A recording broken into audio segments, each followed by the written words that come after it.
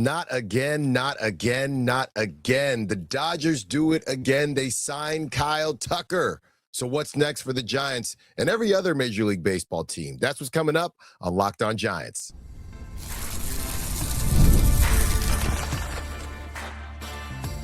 You are Locked On Giants, your daily San Francisco Giants podcast. Part of the Locked On Podcast Network, your team every day.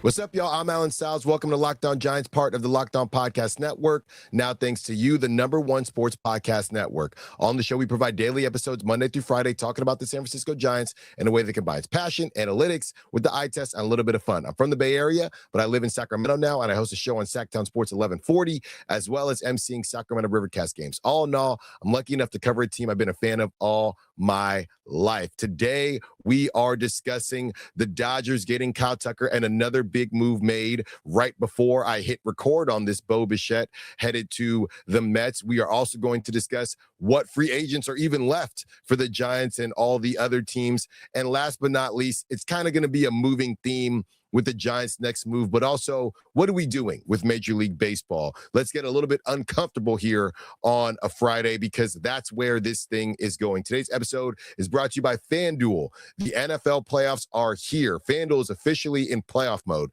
So visit FanDuel, an official sportsbook partner of the NFL, and grab your Profit Boost pack every NFL playoff game day. So, well, we wanted a move to happen. It just wasn't the move that we actually wanted to happen. The Dodgers signed Kyle Tucker, and here are the full details on the deal. Kyle Tucker goes to the Dodgers. 4 years, $240 million guaranteed. He's got opt-outs after years 2 and 3. $64 million signing bonus, only $30 million deferred, right? They've done more before. $57.1 million a year in net present value after factoring in deferrals, a record by over $6 million. A staggering deal.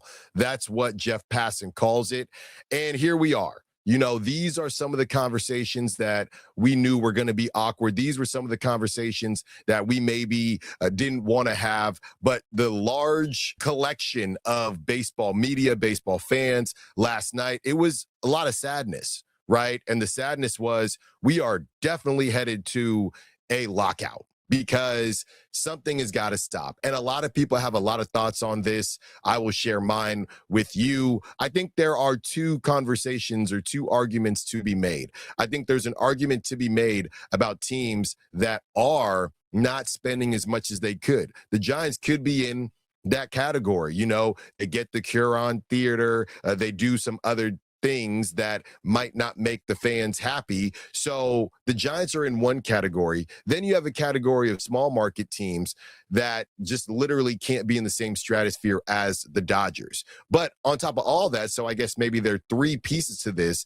the Dodgers are also in their own stratosphere, even if the Giants did spend more. So we can want the Giants to spend more, and I do want the Giants to spend more, but still nobody is in the same universe as the Dodgers. The Giants could get closer, and we could be upset about the Giants not wanting or not feeling like they need to get closer, but they still wouldn't necessarily be there. But as far as some of these smaller market teams, the Pirates of the world, teams like that, it's funny because they could spend more, but it still would be a drop in the bucket compared to the Dodgers. So that's why this thing is not headed in the right direction. That's why we're probably headed towards a work stoppage, because there are so many things at play and so many things that can be true. What the Dodgers are doing, it is monopoly money, right? But you do have owners that aren't spending enough, and they need to be held accountable. So there is a take, people try to oversimplify it and say, well, the Dodgers aren't doing anything wrong. And the Dodgers aren't doing anything wrong based on how the rules are set.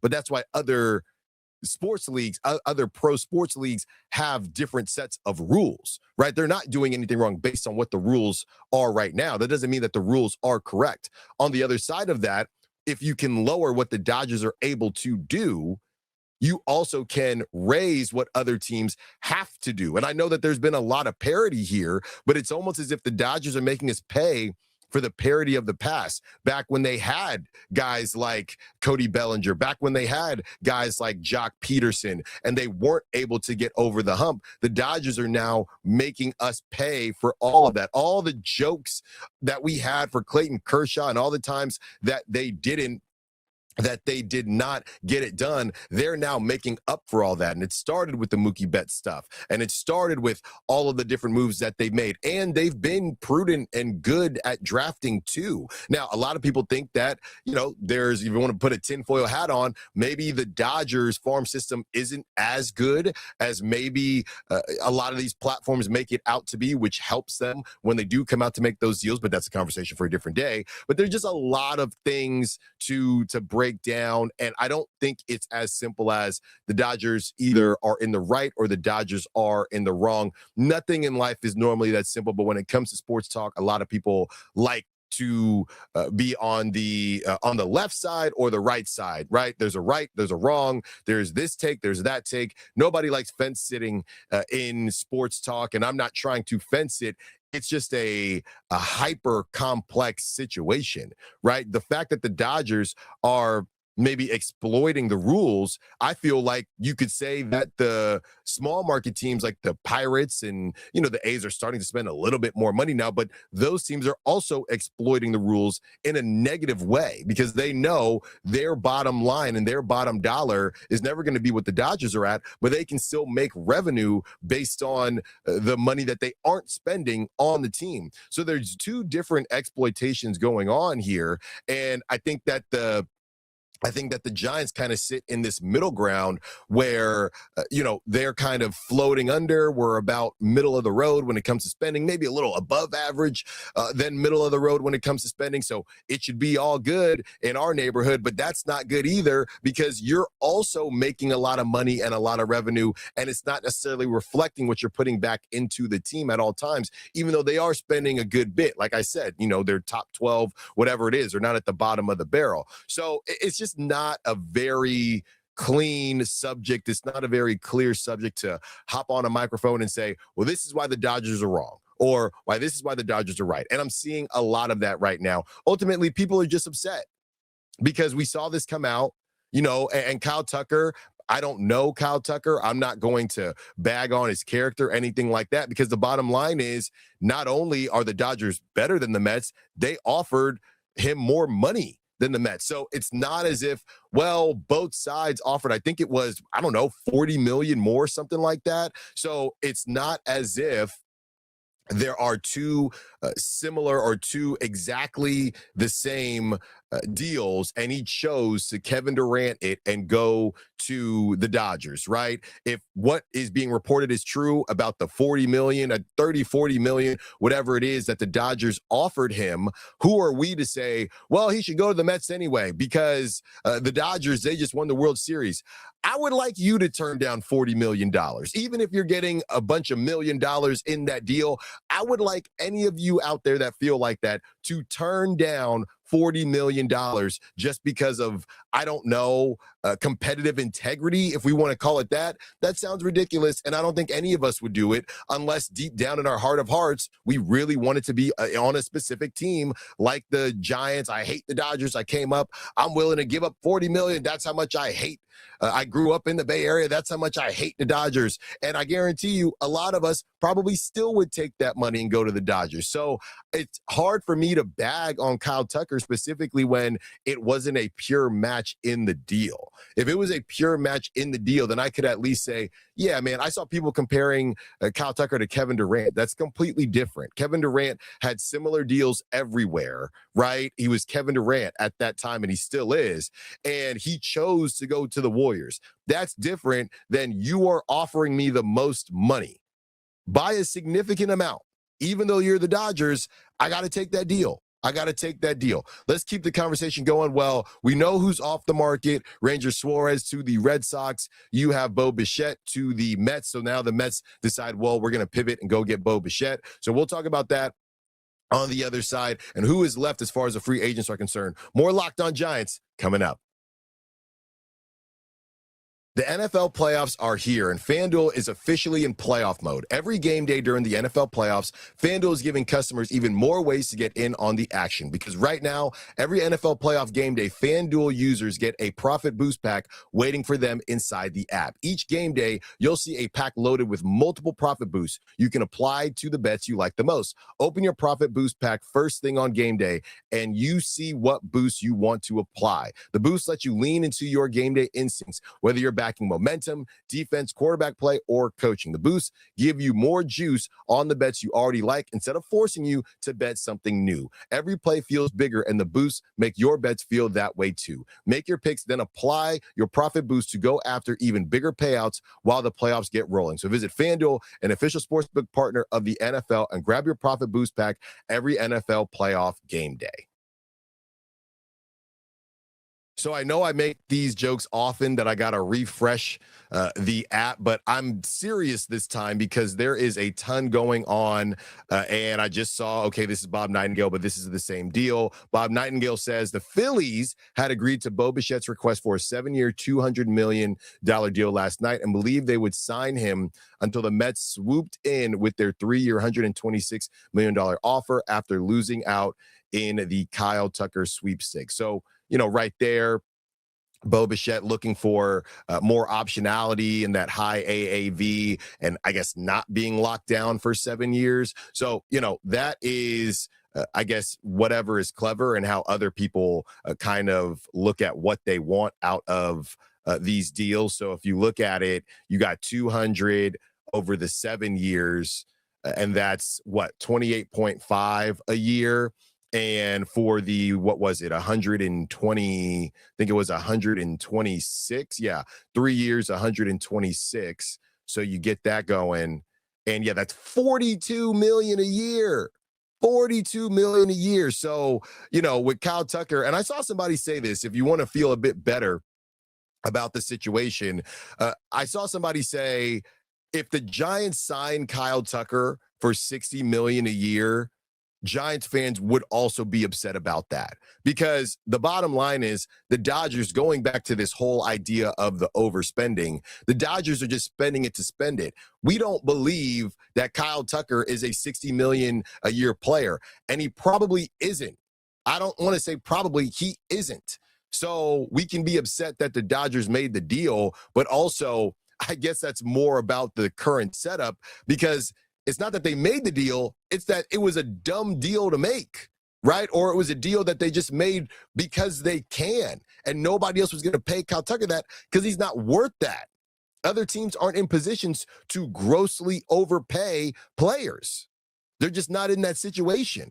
So that is basically what went down with Bo Bichette. But yeah, 42 a year, you can't say no to that regardless of, and you have opt-outs just in case. I don't know why you would want to do that, but he has opt-outs as well, just in case. So that's a no-brainer. And the Mets, that is a classic rebound situation that Bo Bichette just was able to benefit from, right? When you're in a relationship or you break up and there's a rebound situation, that person just happened to be at the right place at the right time. And Bo Bichette woke up and was going to get paid a lot more money in less years and essentially make up for it without the 7-year deal with opt-outs. That's right place, right time. So good on Bo Bichette. So who is left? All right. Who is left in the free agent world? Well, Framber Valdez is left, and we saw that Ranger Suárez did go for 5 years, $130 million to the Red Sox. So it's not as if every team is afraid of those long deals. Framber Valdez, I'm starting to wonder, is this about I hate to say the word character, but is there something going on there now that Ranger Suárez, he got his 5 years to the Red Sox? You have the fallout from Bo Bichette's signing. So the two teams essentially left for Cody Bellinger were the Mets and the Yankees. So now if you follow the domino, you have the Mets signing Bo Bichette at that ridiculous price point. You would think basically hands Cody Bellinger over to the Yankees unless there's somebody else that hops in. So that is kind of the fallout with the Cody Bellinger thing. As far as Zach Gallen is concerned, I was looking at a list that came out today. I think it was CBS Sports, and they ranked who's left. You got Zach Gallen moving up to about the 5 spot just because, this is where we're at now. Lucas Giolito was up there. Eugenio Suárez was up there as well. Chris Bassett. Then you get to the Verlanders and the Max Scherzer. So basically all the big names are gone now, besides Framber Valdez. And I don't know what that says about Framber, that he's the only guy left or he's the last guy left. But all the big names, everything that we've waited for, it's done. So how does that affect the Giants and what they're going to attempt to do? Could it be via trade, anything like that? I never thought the Giants were in on Bo Bichette as far as the second base 7-year deal thing, and they definitely weren't going to give him 42 a year over 3 years. So I think the trade situation is now going to heat up because basically all the big names are gone. Right. So you look at who's left. Now you might see the Giants, again, going to refresh, might see the Giants go get Max Scherzer today for whatever reason, right? Why they would have to wait for that, I don't know. But for whatever reason, the Lucas Giolitos of the world and the Zach Gallens, I never really understood why the Giants weren't in on Zach Gallen. I know he kind of had a down year, but you could get him at a decent price point. Never really understood why the Giants, there weren't even any rumors about Zach Gallen, but he's still out there. Seems like that's where we're headed to. Might happen during the show or right after I press send and upload it, but feels like the Max Scherzer part of it is going to be the missing piece here. I'm looking at Max Scherzer and a trade. I do want to believe that the Giants are going to make a trade for a second baseman. So Max Scherzer and a trade, and let's probably get on out of Dodge. What's interesting is seeing some of these short-term deals or shorter-term deals with the probable lockout on the way. It is fascinating to me that these teams, there was a amount of time where we felt like maybe teams were afraid of these long-term deals, and I don't think that's so much the case. I mean, the Phillies were about to give Bo Bichette a 7-year deal. It's a lower AAV in the high 20s, but they were going to give him a 7-year deal. Ranger Suárez got a 5-year deal. Kyle Tucker got a 4-year deal. But honestly, I don't think that has anything to do with the lockout. I think that was the question marks with who Kyle Tucker is as a baseball player and just the amount of money that the Dodgers have to throw around. So this fear, and it's still a 4-year deal. It's not a 2-year deal. People compared it. I think Bregman had a 3-year deal with opt-outs. Bregman as well, he gets that deal to the Cubs. So I don't know. And maybe it's a good thing to be a bit more positive and optimistic. Maybe it's a good thing that these teams aren't that afraid to assign these large contracts. Maybe they feel like the lockout won't last as long as they believe or others believe. Maybe they just think, well, they don't have to pay them during the lockout, but maybe they believe that things will get figured out in some sort of way. So that's a positive way to maybe look at how this has gone. But, I think everybody should be on high alert. This is where, like I said, the Max Scherzers, the Zach Gallens, I think we're all going, and we knew, right? Because when we kicked off this week, hey, we're a month away from pitchers and catchers reporting. There had been times, I think even last season, where this stuff had gotten dragged out, but I don't think anybody liked it. I don't think agents liked it. I don't think players liked it. And I don't think teams liked it. So they don't want to do that again. I don't believe now a Max Scherzer or a Justin Verlander, that might be a little bit different because we know what they're bringing to the table. But some of these guys on these big money contracts, they didn't want to wait that long. So it's not terribly surprising that a lot of this stuff is starting to happen in bunches now. And I don't think we're done. It's just we're pretty much done with the big names. I would keep an eye on Framber Valdez, probably not making it through the weekend. He might not even make it through today. He might not even make it through the end of this segment. So I think that's where we're at with all of this. One more segment with you. Let's talk about the Giants' next move, whether it be via trade or just riding with what they have or getting one of the free agents that are left. More Locked On Giants coming up.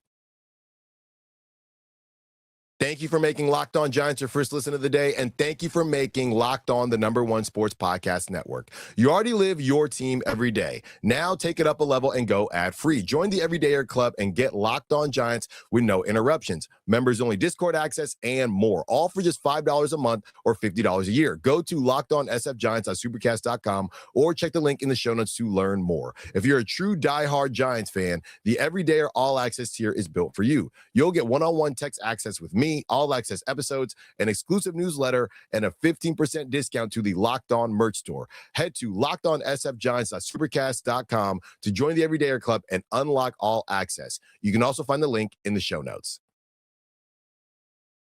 One more segment with you on a beautiful, beautiful Friday. And it's still a beautiful Friday, even though the Dodgers did get Kyle Tucker. The Bo Bichette thing doesn't really bother me. As I've said before, I didn't think the Giants were in on Bo Bichette, as I'm going to go ahead and refresh this one more time because it does feel like a lot of people are making moves right now and a lot of teams are making moves.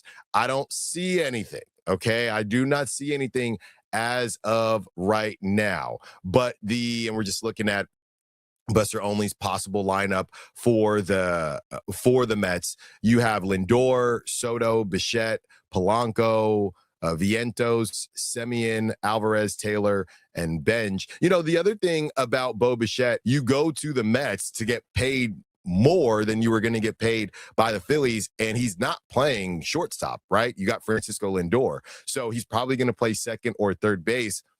Just a complete no-brainer. Just waking up, I can imagine Bo Bichette and his agent getting the call. Just, are you serious? Okay, let's rock and roll. Let's do it, right? I mean, getting paid more. I'm not going to say do less because you're still a second baseman or third baseman in Major League Baseball, but shortstop is kind of that premier position. So to get that type of premier money and play second or third on a shorter deal, basically get a ton of the money you were going to get on that 7-year deal anyway. Yeah, I mean, that's a lottery ticket for Bo Bichette. Good for him. This is what happens when you can hit the baseball, and you can hit the baseball at a high level. A lot of the numbers that we had pulled up for Bo Bichette were really impressive, just as far as his contact rate, but he also has that power. So I can understand why a team wanted to take a chance on Mr. Bichette. As we move forward to the Giants now and what they can do, yeah, I had that list that I was discussing with you.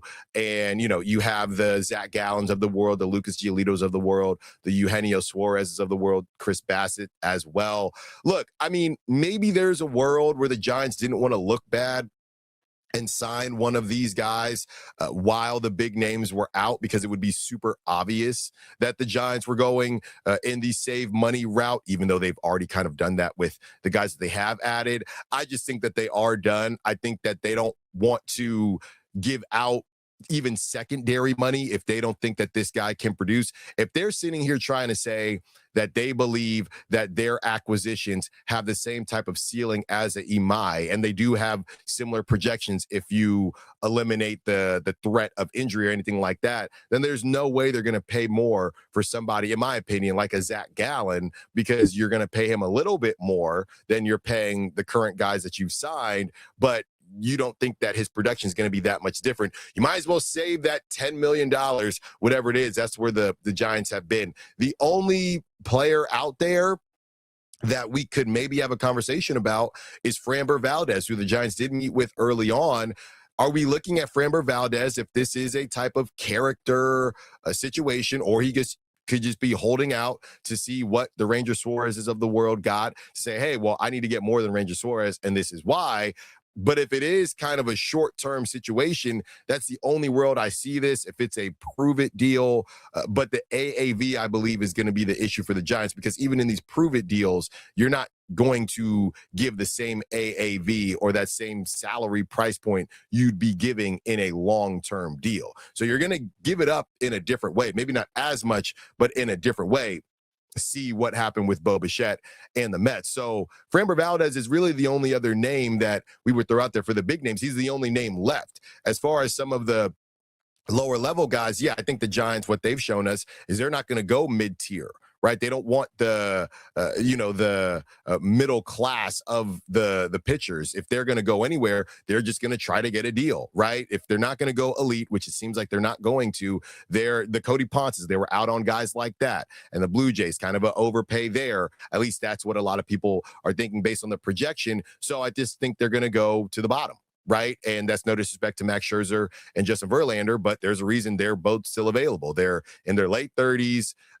Some of them, Scherzer dealt with injuries. Justin Verlander a bit hot and cold. I think you got a decent bit from Verlander. You have the familiarity with Tony Vitello and Max Scherzer. So I would assume that we will see breaking news. I don't even know if it's going to get the breaking news banner, but we will see a deal with Max Scherzer done here fairly soon. If not this weekend, maybe next week. It could be later than that just because, like I said, he's an elder statesman. He doesn't need to come in right at a specific time. He knows the drill. It is a different team, but he knows the drill. But that's what I would assume. It could be Justin Verlander. Heck, it could be both. But my guess would be we'll see the deal be finalized with Max Scherzer fairly soon here. Maybe they swap and they say, hey, we actually really did like Justin Verlander, but it'll be one of those two guys. I don't see them going after a Zach Gallen. I don't see them going after a Lucas Giolito. They've shown us they don't care about the middle class of this free agent crop, specifically the pitchers. They don't want to do that. They want to try to save some money, and that's really been their approach. From the position player aspect, we'll see what comes out with the Brendan Donovan. Obviously, Nico Hoerner went quiet. You know, if people were worried about the lockout, you could argue that Nico Hoerner, with 1 year on the deal, if you think he's a better player than Brendan Donovan, just go get Nico Hoerner and go after it, get after it for a year. He's from the Bay Area. Maybe you stand a better chance to re-sign him if you pay him the money he believes that he deserves based on the season that he has. Maybe you do go get a Nico Hoerner if the price is right and you're not giving up Logan Webb or anything ridiculous like what the Cubs fans think that you should give up. So that's a world where I could see Nico Hoerner still happening. The other part of it with Brendan Donovan is the other teams that were interested in him. You get Bo Bichette going to the Mets. So that doesn't really change. So the Giants are still going to be battling it out with a couple other teams here to go get Brendan Donovan. I know, the Mariners were another team that had been connected to him. So, there are some decisions that the Giants have to make, and they made their decision not to spend when it comes to the actual dollar amount. Will you spend when it comes to the assets? Because I do think one thing is clear within the last couple hours here: the Giants aren't good enough. And they can't pretend like they're good enough. And we all know that they're not good enough. And that's not to say that they won't surprise some people or, make a crazy run. But as it stands right now, they aren't good enough to compete in the NL West or to compete for a championship, which is what Buster's been telling us that they want to do and that they need to do. I can like Casey Schmidt as much as I like, right? I can like Christian Cast as much as I want. We haven't even talked about the outfield. Right? We haven't even talked about right field. Nothing has come out about right field. So if you don't whack-a-mole one of those positions, you are telling your fans, we think that we can convince you that we are better than we actually are. And I don't think a lot of fans are going to go for it. And as passionate as Giants fans are, they're not going to stand for being patronized. Right? They're not going to stand for trying to be told, hey, we are doing everything we can to win when you're not. Okay. If you don't want to spend money, cool. But trades exist and trades are very possible. Look at the Mets. They spent and they made that trade for Marcus Semien. So they did multiple things. So what do the Giants do here? We'll have to wait and see. Hopefully, we don't have to wait that long. Hopefully, we don't have to wait another day, another 24 hours. Thank you for watching Locked On Giants. Thank you for listening to Locked On Giants. Be sure to follow me on social media at @_Styles Files, Styles with an I. If you never miss an episode, the Everydayer Club is built for you. Get Locked On Giants ad-free, plus members-only Discord access and more. Head to LockedOnSFGiants.supercast.com to join the club. For those of you on video, we send you to the first ever 24/7 national Locked On Podcast Network YouTube channel. On audio, make sure you make your second listen Locked On MLB. We will talk to you on Monday. Hopefully there's a deal to talk about. Until then, peace.